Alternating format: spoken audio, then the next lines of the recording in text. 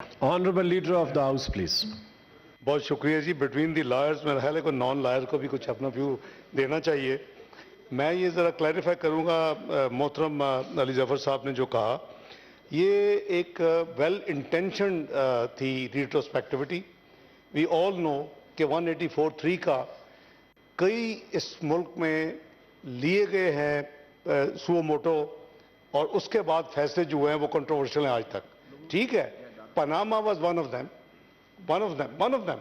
ये एक sunset clause रखी गई थी, 30 दिन का सिर्फ टाइम था कि आज तक ऑल 184(3), चूंकि उनको अपील नहीं था, अवेलेबल नहीं थी, पिछला सारा प्रोसेस मुझसे दोनों दाइम अली ज़फ़र साहब इधर आज़म साहब बेहतर समझते हैं कि लोगों को वो रिव्यू का एक मिलता था, रिव्यू फटक से उड़ जाता था। तो इसमें जो इम्प्रूवमेंट की गई थी और जो उनको एक्सेप्ट किया फुल कोर्ट ने मेजॉरिटी के साथ, और उसके साथ ये था कि जी अब आपके पास राइट ऑफ अपील होगी, क्योंकि पीछे आपका प्रोसेस हुआ ही नहीं, सुओ मोटो इंस्टेंटली, उसका भी उसमें भी वैल्यू एडिशन है कि सुओ मोटो के जो बेंच बनेगा कैसे बनेगा वगैरह वगैरह। तो ये एक जेन्युइन ऑनेस्ट एंड सिंसियर एक उसमें रिट्रोस्पेक्टिविटी की क्लॉज डाली गई थी। उसके सनसेट था 30 दिन।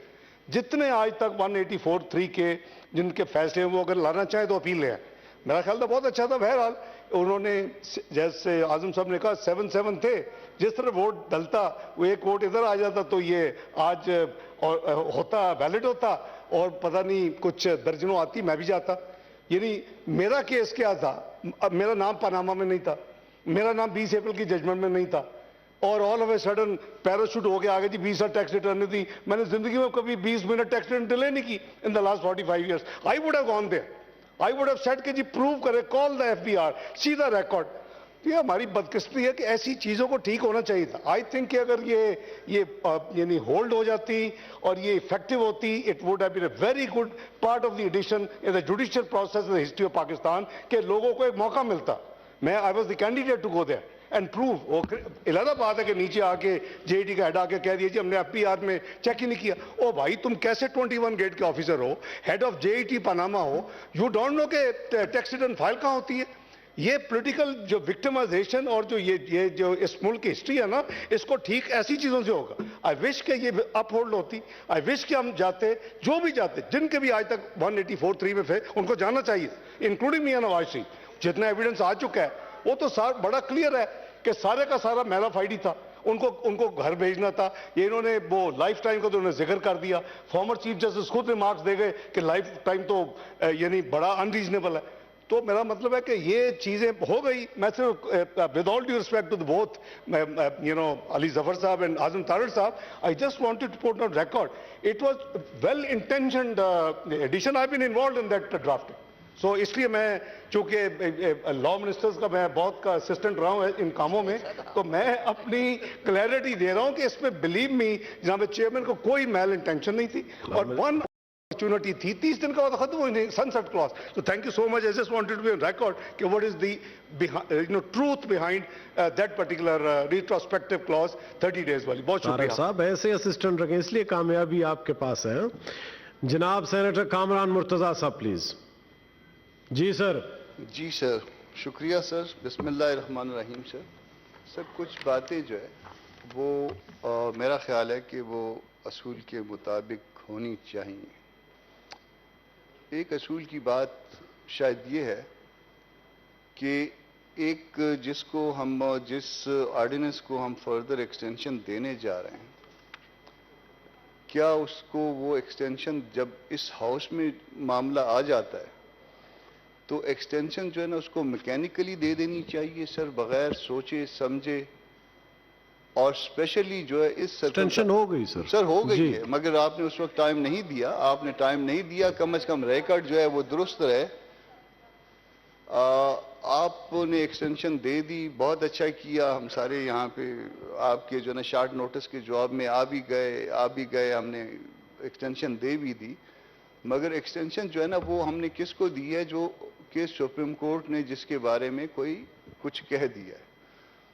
और जब कुछ कह दिया है तो वो सवाल ये नहीं होगा कि वो 3 मेंबर बेंच है, उसके खिलाफ अपील फाइल हो सकती है, अपील फाइल नहीं हो सकती। اگر وہ 2 ممبر بینچ بھی کوئی فیصلہ کر دیتا تو بھی جو ہے وہ فیصلہ سپریم کورٹ کا ہی فیصلہ ہوتا. ہم پہلے سے کس طرح سے جو ہے نا یہ پریمپٹ کر سکتے ہیں کہ وہ فیصلہ جو ہے وہ کیا ہوگا. تو جب ہم پریمپٹ نہیں کر سکتے اور ایک فیصلہ موجود ہے اور اس کی موجودگی میں ہم اس کو ایکسٹینشن دے رہے ہیں تو کیا یہ درست ہوگی ایکسٹینشن؟ یہ ایک بات سر. دوسری بات یہ ہے کہ اس سے پہلے جو امینڈمنٹ ہم نے جس کو ہم نے ایکسٹینشن دی ہے، یہ ایکسٹینشن اس قانون کو دی ہے جو ایکٹ آف پارلیمنٹ تھا، اس میں ہم نے تبدیلی کی ہے. اس ایکٹ آف پارلیمنٹ کے لیے شاید اس میں ڈیبیٹ ہوئی ہوگی، کمیٹی میں گیا ہوگا، اس کو سوچا گیا ہوگا، اس پہ مائنڈ اپلائی کیا گیا ہوگا. آج نہ ہم نے اس پہ سوچا ہے، نہ ہم نے اس پہ کوئی مائنڈ اپلائی کیا ہے، اور ہم نے اس کو جو ہے نا اس کو بغیر سوچے سمجھے کمیٹی میں بھجوائے ہم نے اس کو وہ کر دیا. اور وہ جو پہلے جس چیزوں میں ہم نے اس آرڈیننس کے ذریعے امینڈ کیا تھا اس قانون کو، اس کمیٹی کا جو مطلب پارٹیز جو انٹرسی پارٹیز جو کمیٹی تھی اس کا میں بھی ممبر تھا، تو اس میں ہم نے شاید کہیں نہ کہیں پہ ڈیبیٹ کر کے جو ہے نا وہ کمیٹی نے اس میں امینڈمنٹ کی تھی. تو اس کو اس طرح سے ایک پارلیمان کے قانون کو پہلے امینڈ کر دیا جائے آرڈیننس کو، پھر وہی پارلیمان جس نے وہ پرانی قانون سازی کی تھی اس میں اس امینڈمنٹ کو پھر اس طرح سے اپروو کر دے، ڈائریکٹلی نہیں انڈائریکٹلی. تو میرا خیال ہے کہ یہ جو کچھ بھی ہوا ہے درست نہیں ہوا سر. اس کے ساتھ ساتھ سر چونکہ آپ نے ابھی فلور مجھے دے دی ہے، ایک چیز ہمیشہ جو ہم وہ کہتے آئے ہیں سر الیکشن کے حوالے سے اور صدر کی ڈیٹ دینے کے حوالے سے، آج وہ صدر کی ڈیٹ دینے کا معاملہ شاید سپریم کورٹ میں بھی کلیئر ہو گیا ہے کہ ڈیٹ الیکشن کی کس نے دینی تھی. آرٹیکل 48 میں صدر صاحب نے دینی تھی، جس میں وہ ناکام رہے. ایک تو وہ ویسے ہی جو ہے نا آرٹیکل 44 میں ایکسٹینشن پہ ہیں کہ جی جب تک صدر نہیں آئے گا، مگر چونکہ ایک دستوری پروویژن جو ہے اس کو وہ سمجھنے میں یا تو ناکام رہے ہیں یا اس پہ عمل کرنے میں ناکام رہے ہیں. تو میرا خیال ہے کہ ان کا ریزگنیشن بنتا ہے.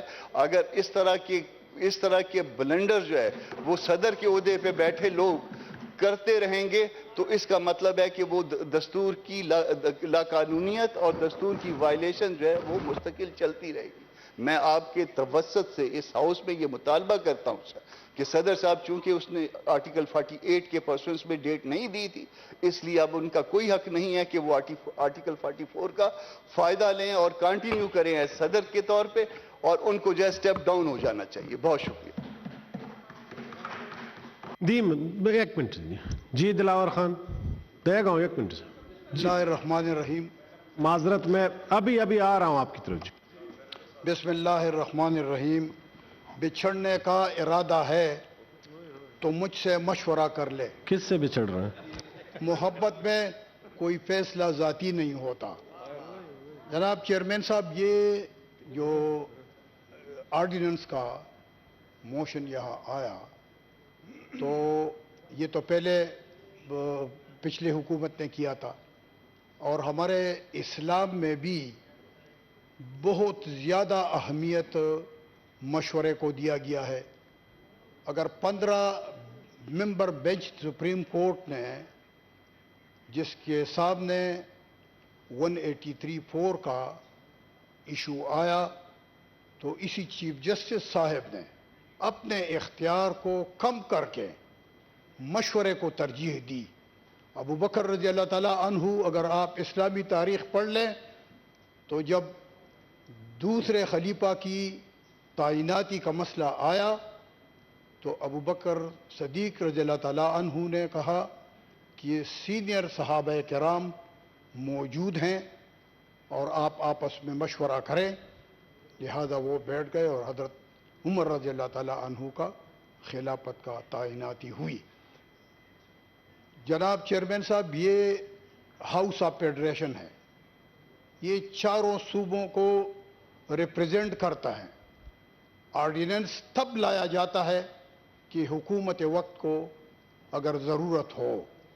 اب موجودہ حکومت کو یہ ضرورت پیش آئی ہوگی تب جا کے انہوں نے یہ آرڈیننس لے آئے تاکہ آئینی تقاضے پورے ہوں. اس میں کسی کو کیا اعتراض ہو سکتا ہے؟ اور باہمی مشورے سے اگر یہ کام ہو تو جس طرح میں نے شعر پڑھا کہ محبت میں کسی کا ذاتی فیصلہ نہیں ہوتا، اس حکومت کا کوئی ذاتی وہ تو نہیں ہے، ریکوائرمنٹ ہے اور حکومت یہ بل لے آئے، بس یہی کہنا تھا۔ والسلام۔